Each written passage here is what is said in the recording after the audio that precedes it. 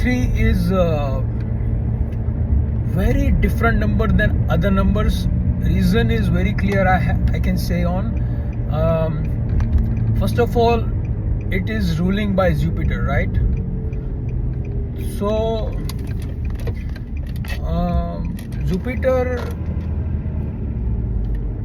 જેટલા લોકોને મેં ઓબ્ઝર્વ કર્યા, જેટલા લોકોને મેં નોટિસ કર્યા ને અકોર્ડિંગ ટુ નંબર 3, જેટલા મારી લાઈફમાં as a friend or as an જેટલા બી મારી લાઈફમાં ફ્રેન્ડ્સ આવ્યા છે, રિલેટિવ્સ છે, જેટલા ક્લાયન્ટ્સના બી મેં number is one thing about number 3 I would like to say is કે number 3 they are very knowledgeable person, knowledgeable for sure, and they are the most intelligent person. Doesn't mean કે એ ભણવામાં હોશિયાર હોવા જોઈએ, doesn't mean intelligent in that sense, doesn't mean intelligent in IQ level or anything, but they have a good communication skills.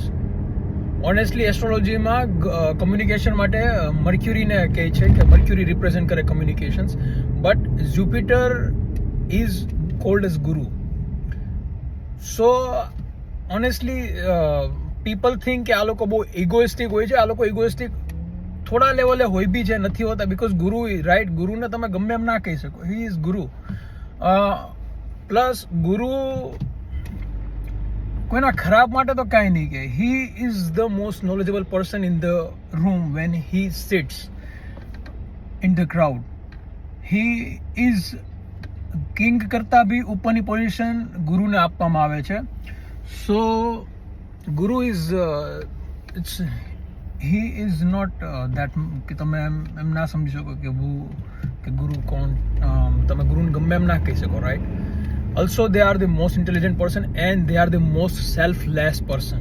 I'm not talking about selfish. I'm talking about selfless. Selfless, પોતાની ખરાબ કરીને બીજાનું સારું કરશે. I have seen that people in my life કે they are never being selfish. Whether the person, yeah, a bit they might feel sometimes કે જેટલું આપે છે એટલું સામે મળતું નથી. 100% very true. But I have seen people કે એ લોકો they are like giving them best and they are the most intelligent person.